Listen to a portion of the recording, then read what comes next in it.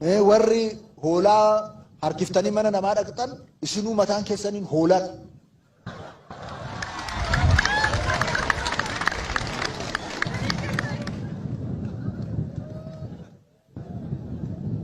Adaba bitadhaa. Akka isin abbaa qabeenyaa taatan akka jijjiiramtan fedhii guddaa qabu. Isaaf lubbuu keenya kennina. Karaa dabartanii garuu kiisii keessanitti nu baachuudhaaf hin yaalinaa.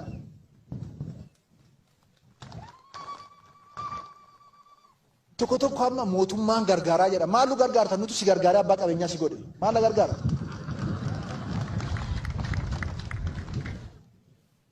Kanaaf ijoollee xixiqqoo yaaltee fooyya'uudhaaf deemtu danqaatti hin ta'inaa.